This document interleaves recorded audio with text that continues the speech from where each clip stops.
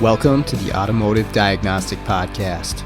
We're going to explore ways to sharpen our diagnostic skills, find learning resources, and hear from experts in the automotive field. Hey, have you ever been faced with the challenge of sourcing, installing, and programming a used control module in a vehicle? I know a lot of us have. It seems to be happening more and more often today with the volume of control modules on vehicles, the cost of some new ones, or even the availability of new control modules. In some cases, used may be the only option. So what do you do here? I strongly recommend checking out SJ Auto Solutions and Tomi Oliva. Tomi offers a cloning service for used control modules to make these things plug and play for the vehicle that you're working on. In a lot of cases, he is also able to source the control modules if you're unable to locate one for the vehicle that you're working on. But once you get connected with Tomi, he's going to offer fantastic support from start to finish to make sure that that control module is going to work in your application. He's also got tech support that he offers through his website, along with some free resources there as well on information about used control module programming. So make sure to check out SJ Auto Solutions. I can't recommend that enough. Hey, what's going on, automotive world? Welcome to another episode of the Automotive Diagnostic Podcast. My name is Sean Tipping, and I'll be your host once again for today's episode. Thank you so much for joining me. On the show today, I've got Tomi Oliva joining me once again. Tomi is going to talk to us about the STX conference and expo that he was recently at in Nashville, Tennessee. This is a massive show that's held once every 2 years, put on by Worldpac. I've always wanted to go. I haven't been. I really wanted to go this year. I just was not able to swing it with all the other travels I had. But Tomi is going to tell us all about the event itself. He's also going to share with us his experiences presenting professional classes for the first time. Or he did a short presentation at Vision a couple of years ago, but he had classes on GM and Ford programming, not only in English, but in Spanish as well. So he's going to tell us all about his experience with that and about the event. It is always a pleasure to have Tomi on the show. This is no exception. So with that out of the way, let's jump into the show. Go. Good evening, Tomi. What's happening? What up, what up, what up? Not a whole lot. Staying busy. Everything's picking up, getting towards summer. Yeah, I need to make it to South Canada this summer. I want to go hang out with some smarter individuals than me. Well, hopefully you can find him. You can talk to Matt up here. He'll probably hang out with you. We'll see if that hoser makes some time for me. Yeah, it's been good, and we're rocking and rolling. We leased the shop space too. I think that's the other new thing that's happened since I talked to you. Congrats, man! I didn't know that. Thank don't you. talk to nobody no more, Mister. I know, taking right? over, Mister taking over Minnesota now. That's awesome. It makes those ADAS calibrations a lot easier instead of fighting with people. Exactly, and that's been the primary use of it so far. Couple diagnostic jobs that we got there too, but it only fits about 4 cars. But hey, man, that's awesome, dude. For our first space, like the price was right, and it was only a 6-month lease, so it's kind of like a trial, and we'll see, does this work? Do we want to go bigger? Do we not want to have a shop? Whatever. And so far, it's been really nice to have. So yeah, hey, congratulations, man! I opened up the shop again, man. Oh, you did? Yeah, I kind of didn't have a choice, if I'm being really honest, man. It wasn't something that I was saying like, oh man, like I can't wait to open it up. No, man, the reality of things, just that shop is like a godforsaken black hole, man. It just won't let me go. So the reason why I had said I was gone for good was because my lead tech left, and I really didn't have the fight in me to do something else. When honestly, man, the module sales are solid, man. People are really happy with my service, so I have a steady income from that. The mobile Good. programming, the diag. So I'm very comfortable, man. I didn't Mm-hmm. need the overhead. Problem was, um, my mom, which so in essence, right? Like my dad set everything up so my mom would be comfortable when he was gone. So Okay. the shop is to be mine when my mom passes, and in the meantime, I pay my mom rent. Which again, like I don't see it as anything bad, but at the same time, it's still an expense, right? Because it's Mm-hmm. not even just that; it's the property taxes, it's the insurance, the rest of the overhead. So and I had did the numbers. I'm like, dude, I'm spending too much money on this place, and I'm not using it to its full potential, even though it's not a suitable place for repair. I'm like, Mm-hmm. dude, I gotta get rid of this place. And then I was just like, you know what, man, screw it. But to be honest, man, my mom basically said, I'm not dealing with tenants, man. So if you're gone, I gotta sell this place, and I'll give you something, but it's not the same. Like if I can suck it up for 5 6 years, the place can probably triple in value. So it'd be stupid of me to like not try to hold. And everything kind of just fell in this place because at the same time, I had a buddy of mine who used to work for a parts store, and he was in between jobs, and I asked him, since obviously he has part skills, dude. I had like a bunch of modules thrown all over the shop because I would just buy them and just leave them in containers and stuff. And I'm just like, you know what, dude, I gotta get this shit organized. So I tasked him with it, and he was like, yeah, man, just give me whatever. He's like, I need the work right now. I'm in between jobs, and I'm gonna start my own little business, but obviously I need some money. I'm like, all right, bro, here, man, I'll just I'll pay you, dude. You're doing me a favor. And we got to chit chatting about what he wanted to do, and we just kind of like just opened up the shop again, man. It was just like my lead guy came back and pretty much did and it's so freaking nuts, man. Like I don't know, people don't believe me, but literally within a 1 week time frame, I opened up Mm-hmm. the shop. I started boxing. I started the boxing challenge with my buddy who's a personal trainer and a boxer, and Okay. I started writing my classes for STX. Man, if I tell you these months have been like an essence, like they have been an absolute like test of all and any and all like patience and discipline and virtue, dude. Like I haven't touched my PlayStation. I haven't done nothing but like come. Like I would get up at 4:30 every day. Get up, go to work a little bit on the module stuff or whatever I had on my bench, and then I would go to the shop. Spend as much time as I could there, do my rounds, come home, either finish a project, and then get back to work on my classes. And then that's how it was for Yep. 3 months, three and some change. Dude, I'm not gonna lie, it was tough. Yep. I can very much relate because I just did the classes in Australia, and like from the beginning of the year until going there in April, like that was my free time, was working on the classes. Because Yep. the sucky part about it is, if you care, like I know you do, and I do. It's like they're never done. They're never good enough. You No, always want to and like, tweak and something, what's or what's funny is like when I was standing up there, I was kind of like, man, I should have added this, I should have added that, yep. So I Yeah. I'm grateful, but there's definitely room for improvement. Yep, always. Yeah, and I mean, I guess we'll get to that. If this is your first time presenting these classes, is that Yep. right? Yeah, and so like, it's one of those things where you can do it with so much effort beforehand creating the classes, but it doesn't really become what it is until you do it in person in front of people, and then something may come out of that. You're like, oh man, I really should have had this in here, or I didn't need this part in here, whatever. Once it's out as a class, it kind of changes it. And I had that same thing. I'm like, oh, I need to add this into this part of the class, or I can take Correct. this case study out. It doesn't work the way that I thought it would. So, Yeah. So it was it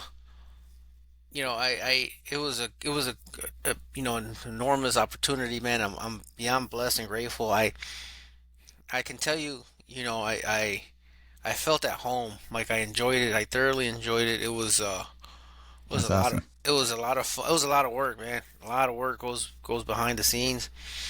Yeah. Um, it obviously it's more work because you care, right? If that makes any sense. Yep. Yep. What were your classes? What did you present on? Well, originally I was slated to do when I was approached to do some Spanish classes for STX. I submitted GM and Ford programming. Not to say they were basic classes, but to be blunt, it was my classes are geared for somebody who has never touched a program, like, who's never programmed anything, who's never even like hooked up a J2534 device, like just somebody who's just like, somebody who's like, oh, I can use a computer, but I don't know what I'm doing here. So that's who my class was geared towards. And typically for my market, which is the Hispanic community, and that's what I was aiming for. And then I was approached if I wanted to do those classes in English. Not sure why actually. Either they needed more classes or because they liked them. I don't know. And that's what made it a little bit more difficult because instead of doing two classes, I had to do four. Because Oh, my GM class actually, I had instructions on how to put TLC in Spanish. So all my okay. slides in the entire class was built in Spanish. Gotcha. Yeah, so I had to start that one from scratch. Ford was, 50-50. Like the slides that, were in English, but I had to build them in Spanish. Like vice versa, I'm sorry. And unfortunately they canceled my GM class, so I just taught Ford Spanish and then Ford and GM in English. Okay. How was the turnout for the Spanish one? Well, not bad. I mean, there were small classes. I had under 10 people, or around, like I think my biggest class had 11. My smallest Okay. class had 7, 8.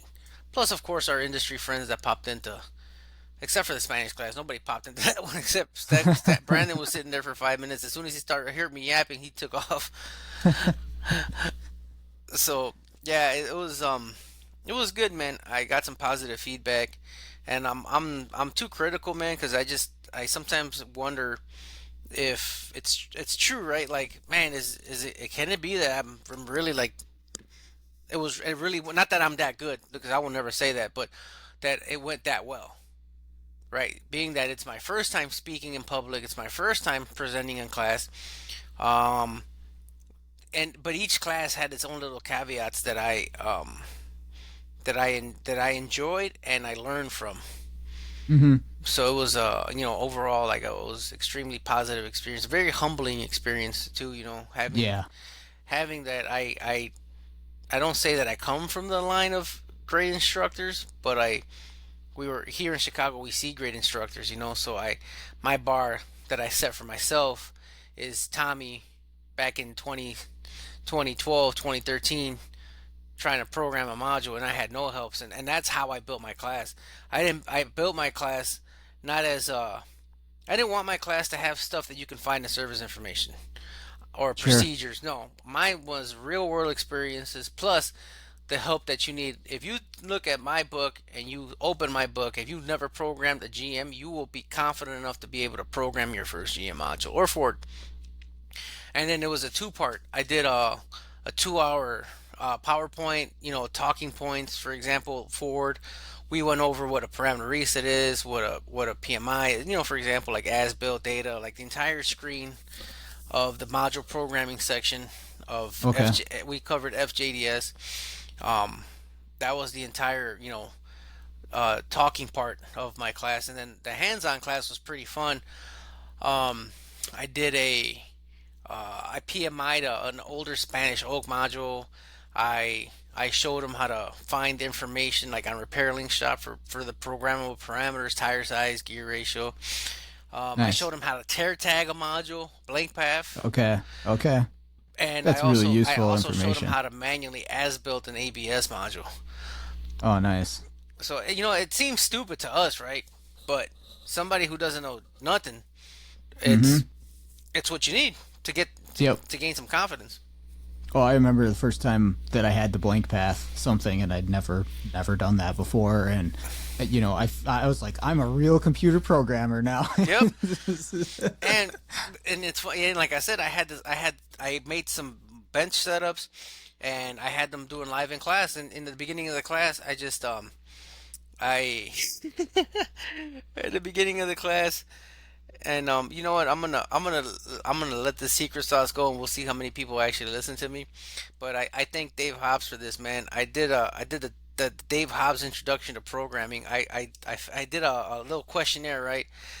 And it's just GM module programming, and it's like, what's your name? Where you're from, shop, like just bunch of general questions, and but on the top there's a little sentence that says, please read the entire form before filling it out. And on the bottom, right at the end, there's another little sentence that says, please do not fill out this form. So right before we started programming, I go, all right, can I get your questionnaires, please? And then everybody who filled out the form, I'm like, all right, you just bricked your first module. Treat every programming event like it's your first. Yep. Read. That's it, man. Like, and then most of it when we screw up is not reading stuff. And then I use poor PJ as an example with an issue he had with a Jeep.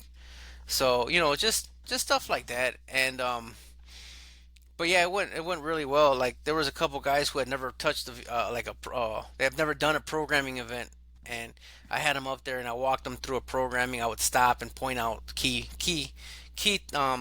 terminology, key points during the programming event that me and you probably just already have memorized, but they don't. Mm-hmm. That's cool. I'm glad it went really well. Yeah, when I was doing the classes, like you said, being humbled, I had the imposter syndrome thing going on pretty hardcore the first day, and I was definitely really nervous, like the first section of the first class, and it got better as time went on. I got more comfortable, and by the second and third day, I'm in a groove and feel normal up there. But man, it is it's definitely a lot when you see people start rolling into class and sitting down, and it's all eyes on you, and it's like, oh boy, this is crazy. But it really is a cool experience, and you learn so much getting the classes ready too. That's what I always found, is like prepping the stuff. Like, you're putting your knowledge into it, but then like maybe you go a little bit deeper on something because you're like, well, I don't know if I can explain this right, and you spend 2 hours reading up on one particular thing because you want to make sure you understand it correctly. But that, like, through the process the last few months, I learned stuff about the jobs that I had already completed, but I wanted to go more in depth with them, and it's a cool process. I really enjoy it. What did you teach? I did circuit analysis, which is it's kind of a twist on like basic electrical. Like, I'm not going over Ohm's law and stuff, but it's more of the practical things that I see every day of how am I finding these open wires and shorts, and just like, what are the tools I'm using doing it out in the mobile world. And then we did network diagnostics, parasitic draws, which that class went surprisingly well. I was actually like surprised on how well it went. And then control module diagnosis, like how to condemn or say for sure that control module has failed before you get a new one. So that was the fourth one. Yeah, But it's funny because like I want to expand on. I one thing I did learn is I don't want to really teach in English. That's okay. That's one thing that I've kind of like I really, not that I don't want to, I'll do it. I feel more fulfilled doing it in Spanish. I don't know, I can't really grasp on it why. But So there were some dudes from Denmark and Holland there, and it's a diagnosed Dan, and he's got his team of people, and they were presenting classes too. And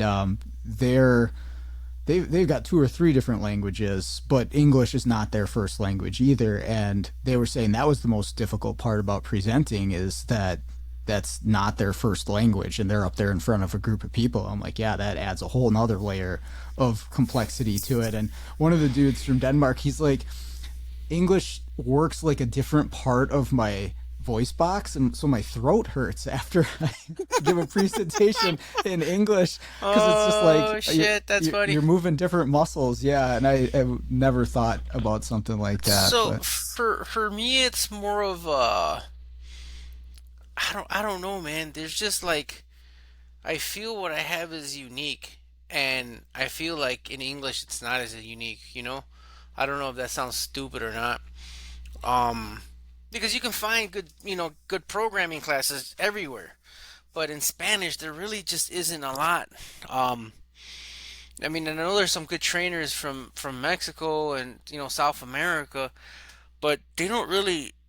I've been in classes and I've taken classes from other instructors, and again, not knocking everybody, but I feel like in I feel like in I just it sounds really stupid, but fuck it.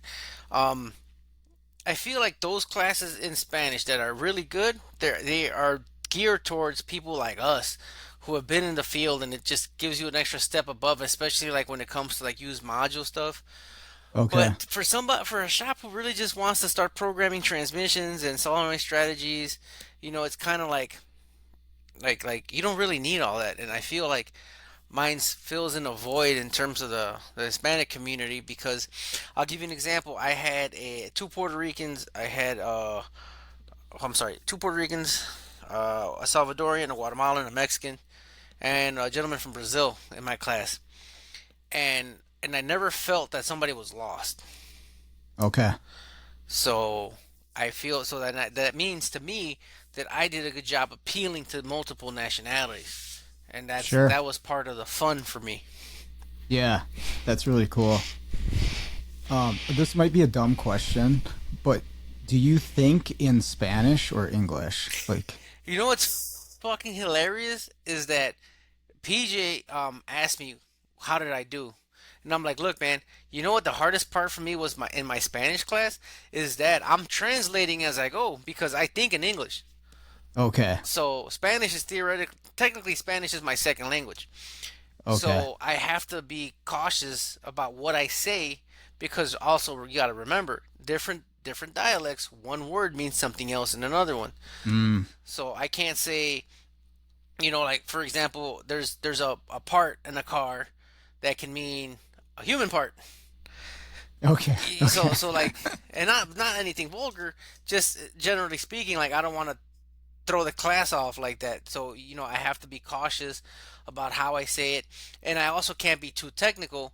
So what I ended up doing is something in Spanglish. Interesting. Yeah. Yeah, that's impressive. I took 3 years of Spanish in high school, but I don't remember like any of it because I never used it. But Well, just learning what's another funny is language because is I tell crazy. that to everybody. I tell people like for example, I have a cousin of mine who's trying to learn English because his brothers know English, but they've been studying it as a kid because my uncle is kind of better off in Guatemala. So out there, if you're better off, you go to a private school. Private schools always have English classes. So Hmm. and then they work for tech companies here, so they speak with people all day long. So their English is not bad, but he doesn't know jack. So he's like, man, he's like, I want to, like, dude, you just tell your brothers to stop talking to you in Spanish, man. You need to practice. You need to keep talking. It's the same opposite effect. Talk to a lot of the people a lot of the immigrants that have learned English. They'll tell you, I had to, I had to learn English. I couldn't talk to nobody. I had to learn. Sure. So that's kind of where it comes down to, man. If you keep practicing, you keep talking, then you'll at least get the feel for the language. Okay. I remember I've been to Mexico a couple times, and you obviously are around a lot more Spanish speaking people while you're down there. And Hmm. the thing that I noticed was everybody talks so fast. Hmm. Like it's not just a different language; it's just Well, like how would I even pick up the words if I it's was trying funny to learn? because this gentleman, he spoke a little Spanish, but his Brazilian accent was kind of on the heavier side, so a lot of the words seemed not Spanish. Oh, So if he spoke slow enough, I can kind of make out a lot of the words because Portuguese, like Italian, Spanish, they're all Latin-based languages. mm-hmm. So they kind of have the same meanings, or sometimes some of the words are they sound somewhat similar, and they mean the same. So you can kind of get the grasp of things of the conversation just by, if you like you said, just speaking a little bit slower. Sure. It's funny because when I worked at the dealer in Orlando, I made a Jamaican guy. He was from Kingston, and like I would kind of catch some of his words, but the Jamaicans speak Creole, but it's kind of sort of like a dirty English Okay. and a slang English. And so he would be like, "Hey man, can you just slow down already, man?" And then he'll start slowing down, and I can kind of like make out what he's trying to say because he had a really thick Jamaican accent. Yep. There was a few guys down in Australia too when they'd really get going, maybe after a couple beers, and it was tough to stay like you just have to focus a little bit more, even though Yeah. it's English, Well, you know. yeah. Actually, Australia doesn't interest me as much as New Zealand does. Okay. Yeah, I'm a Lord of the Rings nerd, so Okay. I would love to visit New Zealand, man. Well, it's just as long of a flight, so Oh yeah. get ready for that. Well, I went to Hawaii, and Okay. I mean, obviously it's not that as long of a flight, but it's 9 hours from Chicago That's a to. ways. So Yeah. yeah, so I get it. Mm-hmm. The Yeah, I've layovers are never the been. worst, man. I'm okay on the plane. It's just the endless hurry up and wait. Yep. Yeah, and the takeoff and the landing, and then can we get to the thing? Is my luggage transferred? Like Yeah. one dude lost his luggage going down, we lost our luggage coming back. Really, that And, sucks. yeah, Man. yeah. We ended up getting it back, but it's such a hassle. And the poor guy Martin, when he got down there, he didn't get it for it was like 5 days Oof, into that's our rough. stay there before he got his luggage, and so he has no clothes besides what he's wearing. It's just, oh man. That's always So you just unlocked one of my biggest fears because, when I was a kid, we went to Guatemala one time and I quickly found out how fat I was because they lost my suitcase, so I didn't have any damn clothes. So I fucking had to squeeze into whatever I can find luckily it was only like for 2 days that they delivered my suitcase, but bro, that shit sucked. yeah, for sure. We got ours within, I think, 24 hours. It just got stuck in Dallas or whatever. But you're sitting there on the little, the where they dump the luggage out, and you're watching, and you're watching, and you're watching, and like, yeah, it's not coming out. Yeah. Yep. And then like flying over the Pacific, like especially like for around Hawaii, it's fucking turbulent. Yeah. I couldn't sleep because it wasn't excessive, but the plane seemed to always do a little shake here and there, and every time that happened, I'd wake up. So, 16 hours, you'd like to be able to sleep away some of it, and did not happen for me. I can't sleep on planes, dude, at all. I don't. It could be the smoothest, most beautiful flight, dude. I can't sleep for shit. Yep, same here. I got the neck pillow and the eye patch or whatever, and it didn't. We it didn't flew happen, first so. on one of our trips to Maui. We flew first on our way back because we got a really good deal on it, and I still didn't sleep, dude. It was a waste of money. Was that the pods? Yeah, where you it's could the, like the lay down? Polaris pods because depending on what plane. Because did you fly on a double decker Airbus or was it No. the big Dreamliner? It wasn't the double decker, but it was huge, and they had those pods up front. Yeah, it was probably like a dream. It was probably a Boeing plane then. It was a 777. Yeah, that's a Dreamliner. Okay. So yeah, so I think it's a 777. No, or is it? So it was a small. Well, how many rows did it have in the back? I don't know, but wide it was 3 on each side and 5 in the middle. Okay, so that was a 787, I think. Okay. A Dreamliner. Or maybe I don't know, but we That's a flew big on one of plane. those our first trip to Honolulu, and yeah, those things are massive, man. I mean, we had in that flight we were lucky because Southwest canceled our flight the night before, so we managed to spring these seats, and they weren't super bad priced, but we ended up flying premium economy to. It was really weird. The whole trip was weird. We ended up flying premium economy to Honolulu, and then our first class, like Hawaiian Airlines, 25-minute flight to Maui, and on our way back we flew first class on a regular airplane to San Fran, and then on a pod from San Francisco to Chicago. And Okay. again, we got a pretty good price because it was like last minute, Nice. and flying there. That plane had how many? It had a bunch of pods, but it had 2 premium economy seats next to me, which are basically first class seats. Next to Uh-huh. me, 4 in the middle, and then 2 on the other side. So Jeez. that was a big boy. It's probably the one Yeah. that you were on. But I thought those big old flights they had the big planes, like the ones that Qatar Airlines flies to like to Dubai. Yeah, yeah. I mean, they do have. But we saw one of the double deckers in the airport in the international area. We just that's not the one they put. It was American Airlines, and they did a good job. I mean, for the time you spend there, and the way down there, we were in the front row of like the premium economy, so it was kind of nice. You had all the leg room and place to if you wanted to stand up and Nice. stretch out. And then they got the movies and stuff. The in-flight entertainment though on the way back was broken, and you know you don't know that going into it, so you're kind of expecting like, hey, I'll binge some movies. Nope. Yep. So Did got you to do some complain? reading. No, no.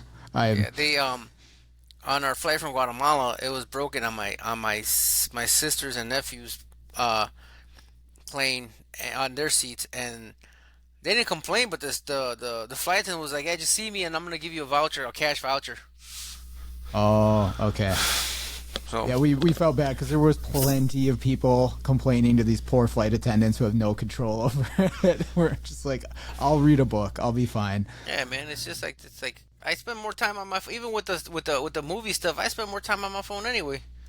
This So podcast is brought to you by Jarhead Diagnostics. Jarhead Diagnostics manufactures in-house diagnostic equipment and storage solutions, as well as distributes for companies like Pico, ATS, and TopDon. One of my favorite tools that I've bought from Brandon and Jarhead Diag is the case for the U-Scope. If you don't have a U-Scope, you probably should, but if you have one, you got to get one of these 3D printed cases, has a magnet on it, has a full-size BNC lead that you can connect to, and it gets rid of the weak point of that scope, which is the mini BNC connection, which is pretty fragile. This case makes this thing nice and secure and makes it an even better tool than it was. So check out jarheaddiag.com. The link is in the show anyway, notes. Yeah, so yeah, they had internet on the flight, so yeah, it's man, not whatever. like you're. I just watch my Yeah. phone. That's what it is, Yep. man. For People sure. people are stupid. They just complain about anything, man. It's like Well, you know, so when we were going down there, it's so funny how this works out this way. We were in line at the airport, and there's this lady who. There's a big long line waiting to go up to talk to the people at the desk, right? And like lines are pretty simple how they work. Doesn't take much. This lady just walks around everybody and goes up to the front of the desk like, blah, blah, blah, I have this problem. And the guy's like, ma'am, you just cut in front of everybody. And she like lost her shit and freaked out and then went to the back of the line. And I looked over at my girlfriend. I'm like, she's going to be sitting next to us on the plane. Guess who was sitting next to us on the plane? That lady. Lord. It's like, yep, that's how that works. And then we got some crazy lady on the way back that was like crouched down on the floor in front of the seat, and that was more entertaining than anything else. But So did you fly? Like, how was your flight back? Like, what was the pattern? Was it direct to the West Coast or? so we went Sydney to L.A. and then we went L.A. to Dallas and then Dallas to home. Oof. So Yeah. So I flew I'm something good on similar. flying for a while. My last trip, not this trip, but my previous trip to Maui, we decided to spring and we paid for the direct flight that goes to Maui from O'Hare. It flies like twice a week, and they Okay. canceled it the night before. Like, dude, it's like the worst luck. So we're like, well, so we called them like, listen, man, like, what can we do? Blah blah blah, and they're like, well, we can upgrade you to first class and we can get you there, but it would be like 2 hours later. And we're like, oh, that sounds great. And there's more. We were like, yeah, but you have to get to the airport like in 2 hours or something. Like we had to leave earlier because she gave us a flight. The flight was O'Hare, LAX to Honolulu, and then Honolulu to Maui. So the wife's Jeez. like, she's telling me, I'm just like, oh my fucking god, are you fucking shitting me? I was like, I don't want to no. Then I was just like, you Yeah. know what, man, screw it. Because if it's that, we lose a day, and then we still have to take a stupid layover anyway. Because more than likely we're gonna have to go to Denver and then Denver direct. So I was like, you know what, man, I told her, you know what, yeah, let's do it. So we got up. Yep. It was 2 a.m. when we got the message. We got up and then got our stuff ready. Went dropped off the dog, and then we went, came home, ordered the Uber, went to the airport. We went on this old rinky-dink airplane, right, with no entertainment. It had Wi-Fi in it, but it was spotty. Like it was just an old plane. Uh-huh. But I was like, whatever, dude. I told the wife, I'm like, you know what? I don't care. It's 4 hours to LAX. I'll be on my phone. I don't really care. As long as we get there safe, I'm happy. We get there, we land, and then we get out, and we're looking for our terminal because we only had like an hour and some change between boarding. Uh-huh. And we're looking for our terminal, and I'm like, oh hell no, it's the same stupid ass plane. It's the same plane. So we took the same stupid ass airplane to Hawaii, dude. 6 hours. I was like, that's what I get for talking shit. Yep. Yep. We did a flight from Sydney to Melbourne while we were there, and they had us like load and unload on the tarmac, and I'd never done that before, and I was talking to some people like, yeah, that's how it used to be here, and I'd never gotten onto a plane like that. I felt like I was like when the first time I went to athlete Guatemala, or something. the first time I went to Guatemala, you had those stupid big old stairs. Yeah, Yeah. yeah. That was pretty cool. How was STX? Tell me about that, because I'd never been and I really wanted to go, but it just didn't work out the timing. Dude, it's my favorite training event, man. Yeah? It's great. I love it. It's huge. I mean, it's a give and take, man, because an event like that requires massive space. Have you ever been to the Gaylord Opryland? No. Holy shit, man, that motherfucker's big. Like it's What the what is largest. it? It's the largest indoor resort. Oh, okay. Dude, my room was in the lobby, the front lobby, and the convention center is kind of towards the back. Dude, it was like 1,700 steps from my room to the convention center. Jeez. Yeah, it was a lot of walking, man. You Wow. know, and they did a pretty solid job with the event. Some of our peoples, Sandra, Keith DeFazio, they did a hell of a job keeping everything together. And they only do that one every 2 2 years, years. right? Yeah, the next Okay. one's scheduled for August at the Gaylord National, which is in DC, I think, or outside of DC, maybe. Okay. But yeah, I had an amazing time, man. It was a good event. I was happy. It just I wanted to sit in some classes, man, but it just time didn't allow me, man. There was a couple of our friends who I ended up helping out. Okay. Oh, yeah, so did you have a class each day? So I had a class. I taught all day Saturday, and then I taught Saturday morning. Okay. So yeah, I was gonna ask if you went to some classes, because I saw the like class list. It's like 100 some page Yeah, PDF of classes. I was fortunate enough that I sat in Kevin's EPROM class, the second part of his class. Yeah, Setup. yeah, sort of, yeah. Okay. So amazing, amazing, amazing class. I loved it, absolutely loved it.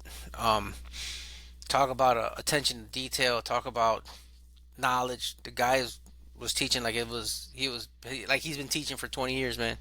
I was gonna Amazing. say, has he done a class before? Not that I know of, man, but it was, dude. I absolutely loved it, man.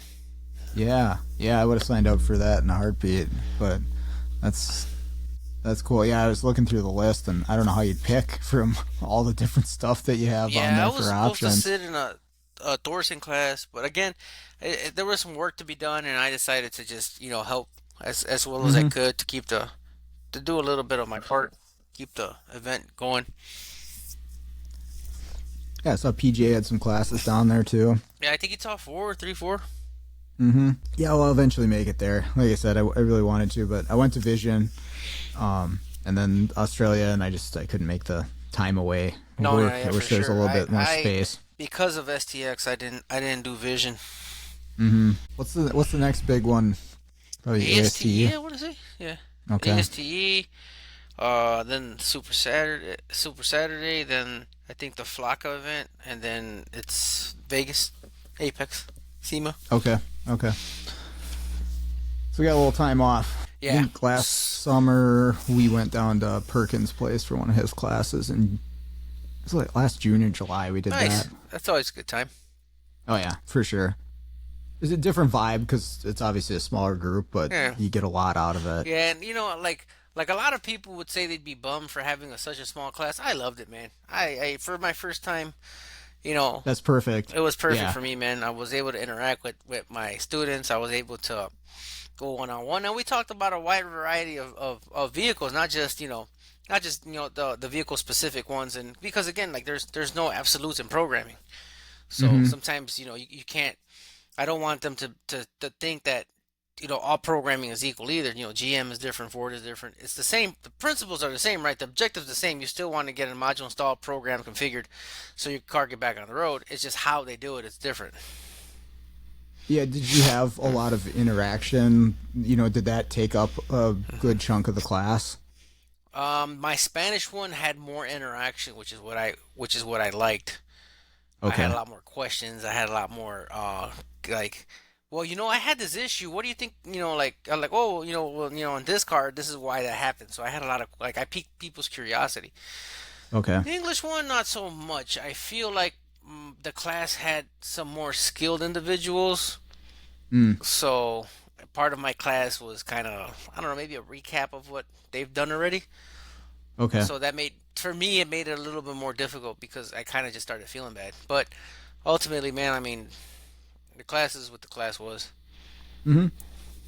Yeah. Sometimes you get the questions, and it's really good questions, and it's stuff like, oh, okay, I definitely want to expand on this, and then you got to make that call, like, how much time do I want to spend on this, because it's a really good thing to go with, but then I also want to try to get to so many things within the time that I have. Yeah, I had a Minnesotan heckler in one of my classes. I had Yeah. to, I had to tell him to shut up a couple times. Your boy, Is that Fonzo? nah, your other boy. Oh, Hawken. Yep. Oh, okay. I can never. I don't like even saying his name because I don't feel like I'm pronouncing it right. Oh, okay.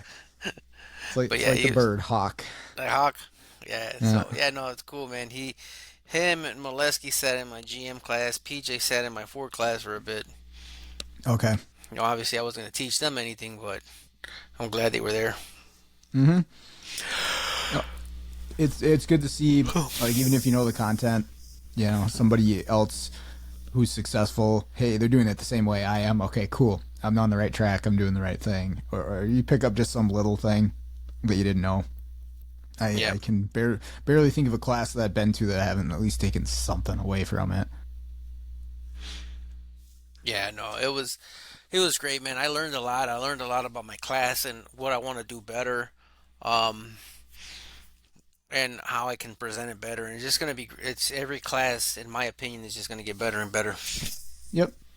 Yeah, it's a work in progress, and uh, like I say, you can put so many hours into it ahead of time, and you have to, but it doesn't really get polished until you present it live, and then you can really tweak some stuff and get some stuff in there that's What going to about make it what about better. you, man? Are you gonna expand on your stuff or? Yeah, like I said, actually, the parasitic draw class I thought went really well. It really, like you say, got some engagement and some questions, and it just worked. Not anything like, oh, it's just this amazing class that I put together. It's just like it really was a topic that people were interested in and Yeah, challenged by, and so it was a good thing to talk about because they suck. Parasitic draws freaking suck, yeah. and Let me guess. You just to had a bunch of thermal imager pictures. Funny enough, I only had one and said I'm not doing any case studies with a thermal imager. Oh, Um, nice. yeah, and it's I'd like to do that one again, and then the control module one I think has some legs too. Um, just because Yeah. again, I challenging actually, topic. I actually, it's funny you mentioned that because I have a class idea in my head for Spanish about like, is my module bad? And I have a whole rhetoric of tests and stuff like that to make it a little bit easier because again, like, as a mobile programmer, how many times you get called out for programming and it didn't fix the car and then you got to diagnose it, right? So Yep. that's gonna be like, I want to cover certain makes and models. I don't want to get too much into it, but I want to cover certain makes and models first, and then I'm gonna develop that class. Yeah. The nice part about that is, yeah, there's so many different ways you can go with it because there's Yeah, so many different there's no right modules or out wrong there. answers as long as you get the answer. Like, you don't have to Yep. bust out a Pico if you don't need it. You don't have to, you know, it'll be good, man. I just, I want to get programming is my thing. Like I enjoy Hmm. programming. I enjoy teaching it. Um, and I'm hoping to be able to get my name out there a little bit. Obviously I'm nobody, but hopefully you'll see me at a couple of events. Well, I'm glad to hear that because I remember talking to you. I don't know how long ago it was, maybe a year, a couple years ago, and you were, wrestling with the idea of getting something that was uniquely yours.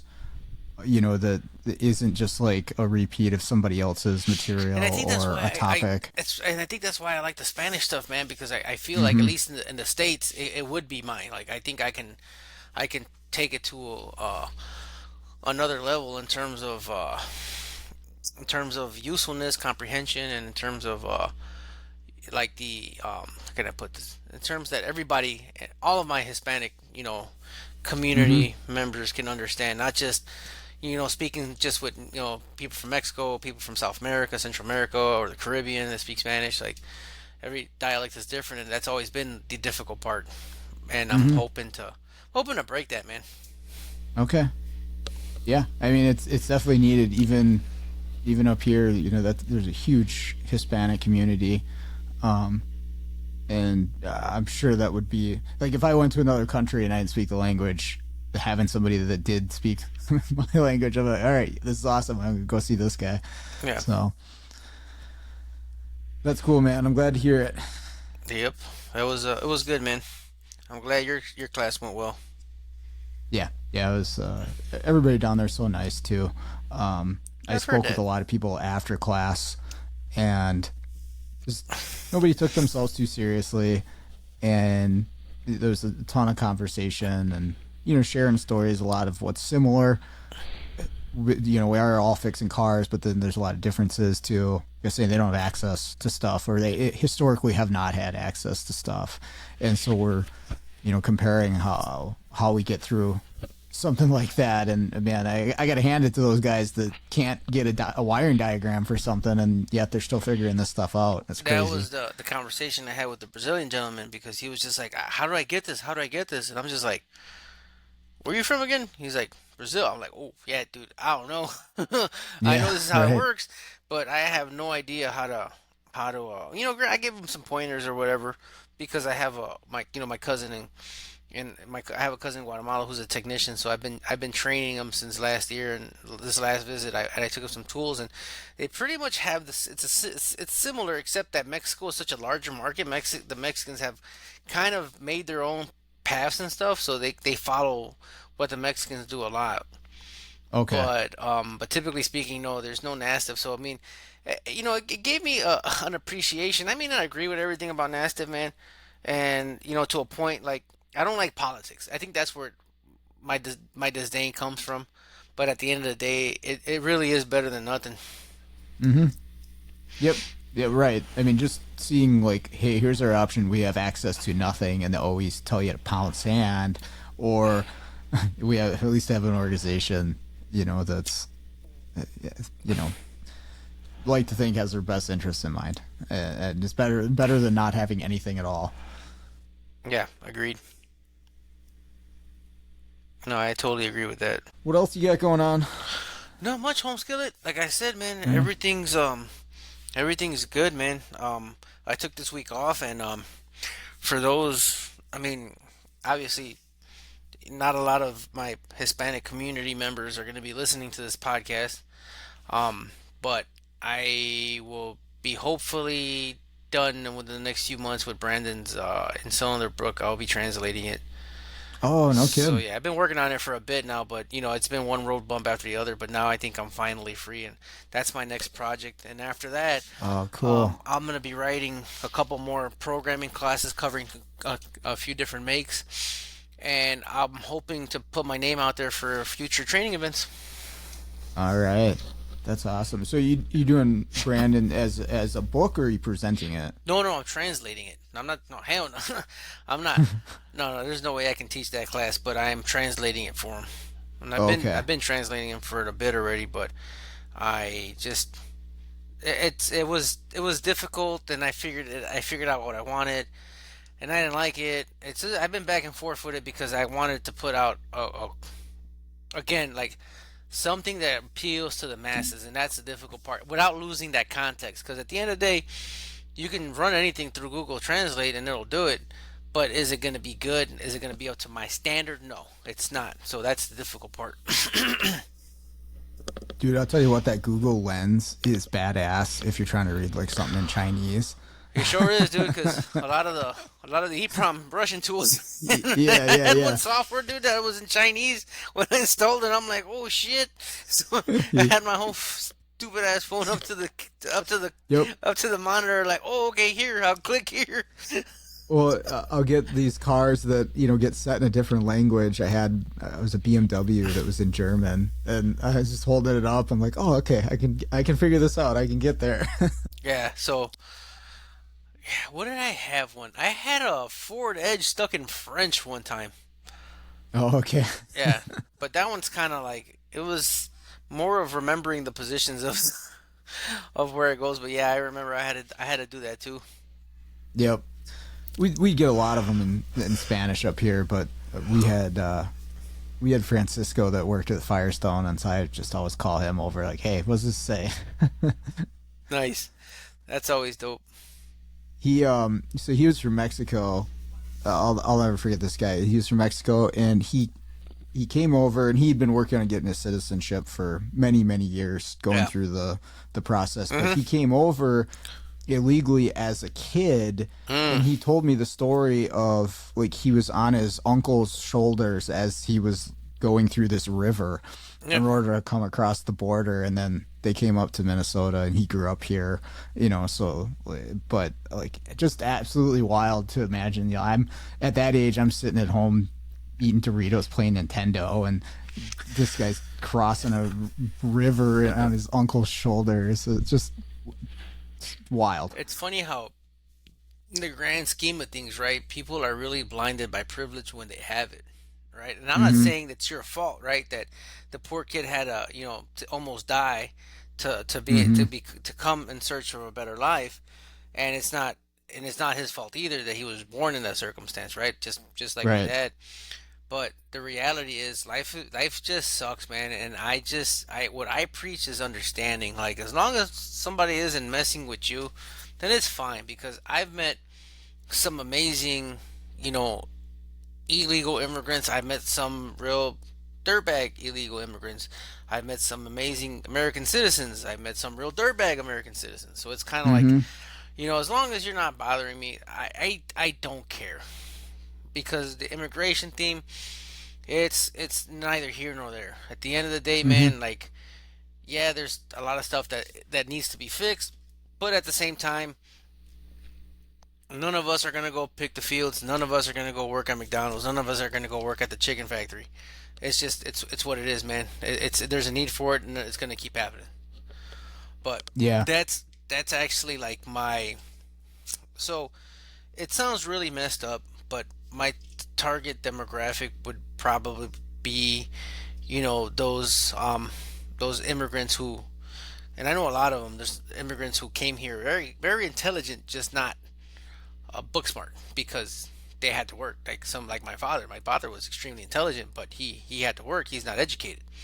Hmm. Doesn't mean nothing, but at the same time, it's like you need a little bit more hand holding. Like in like the Spanish version of my class, it's a step by step manual on how to create your account with Delco, how to buy your token, how to install TechLine, how to launch it, how to pick your VI. What does this mean? Why doesn't it connect? Like any scenario that could go south when you're programming, it's covered in my book. Okay. And then your first programming event, and so yeah, so that's that's kind of like my target audience. Okay. Yeah, we have a pretty big Vietnamese community around here, and I service some of those shops, and a lot of the same thing with those guys, where they came over here and, like you say, all they did was work, heavy machinery and factories and things like that, and so really smart guys, really good mechanically, but then when it comes to anything technical, like reading diagrams or stuff like that, and they hit these roadblocks. So you see it a lot in those shops, but crazy smart workers and like surprising skills. Like you don't know what somebody's background is. And I met one. I got to know one of the guys that's a tech at one of the shops, and he did like board level work. I don't know exactly what, but like soldering on chips and things like that. And so he actually helped me out with some of the stuff because he's like really good at that. And I've just been learning as I go. And he's surprisingly good. He's like, oh yeah, I can pop that chip off there, no problem. that's what he did when he was in Vietnam. But here's the thing, right? It's just again like Australia, people from the Baltics, like the Slavs, people from the Eastern Bloc, like Mexico, they've had to learn EEPROM, they've had to learn these skills because there wasn't that stuff. They had to learn how to hack stuff, man, because if not, that car wasn't going anywhere. And like I'll give you an example, and I say this all the time, like in Mexico, just to do the rough math, I think right now peso, the exchange of pesos is 1 to 17, right? So let's just say, for example, right now on average here in the United States, I'd say a good number for modules, like say $800, right? Like let's say, for example, brand new module, brand new Nissan or whatever, like like most American modules are cheaper, but roughly like you want to say $800 for a brand new PCM, right? Mm-hmm. Not including programming or anything else, but let's say $800. Now things are cheaper in the United States than they are pretty much anywhere else. So let's figure like $1,000 for the module in Mexico, right? Now you're gonna do the exchange rate, so times 17. That's 17,000 pesos. Jeez. For a module, and they get paid in pesos, bro. They don't get paid in dollars. $1,000 is it's a chunk, right? But it's not like it's gonna kill you if you have to pay $1,000 for something. But imagine paying 17 grand for your car. Yeah, you better be sure at that point. Yeah, so that's why. It's because things are expensive, man, and because again, nobody's gonna pay you 17 grand for that. I mean, somebody probably will, but typically, the majority of the population, they don't have that type of money. Imagine that. Most people in Mexico, I think they're making like 200 pesos a day now, more or less. 100. And it's, let's say 6 days work day. Yeah, 1,200 pesos a week. Wow. Roughly. I mean, my numbers may be off, but 5,000 pesos a month, dude. Jeez. So, yeah, they've had to do this. Yeah. Yeah, necessity. It's, what do they say? Necessity is the mother of invention. Yeah. That's why you see all those tools come from other countries, I'm sure. And that's exactly what it is, man. Like Europe, which I don't understand Europe's laws, because a lot of this stuff comes from Europe, but I thought it was easier, unless it's just certain countries. But I have no idea. Yeah, I'm not sure either. Yeah. So yeah, let's see where it takes me, my friend. Yeah, I'm excited for you. I think you're gonna do really well. And eventually I'll get to one of your classes. I'll learn some Spanish first, but nice. I'll just make fun of you. Cool. Well, yeah. Thanks for spending some more time with me. You're always welcome on the show. Always appreciate it. Appreciate you, man. It looks like you're still catching up from your flight. Yeah. It took a week. It took a week to get back to normal, for sure. Yeah, that time change. Coming 15 hours. Coming back is what I think. Going there is you're kind of loopy, but coming back is when you really get hit with jet lag. Yeah. Well, we were pumped. We were pumped to get down there, and we're just like excited and having fun. So you kind of push through it, but then coming home, you're just in a fog. I was a zombie for that first day back. Just like didn't know what I was doing. I slept. It's a 5-hour time change from Hawaii, and I slept in that day. I didn't sleep on the flight, so I slept in that day. I did some work, and then I slept again. And the other day, I woke up okay. So it's not terrible. Yeah, I woke up at like 2 a.m. and I'm hungry. Like, it's dinner time. Yeah, but maybe I'll make it there one day. Yeah, it's worth it. It's pretty cool. See, I just gotta lose some more weight. to be comfortable in a stupid ass airplane. All right, that's going to do it for today's episode. Big thank you to Tomi for spending some more time with me. Always great to get to talk with him. Also like to thank everybody out there for listening to the show and the feedback that I get about it. Sometimes I'm delayed in getting back to people. I apologize. I do try to go through my email periodically and make sure that I didn't miss anything. Sometimes stuff goes into my junk folder. I check that every once in a while too, but I will do my best to get back to you. If you've got any questions about the show or requests for the show, you'd like to hear about a specific topic or from a specific guest, I'll do my best to cover that or get that person on the show as I am able. But either way, thank you for listening. Really appreciate it. With that out of the way, let's get out there and start fixing the world one car at a time.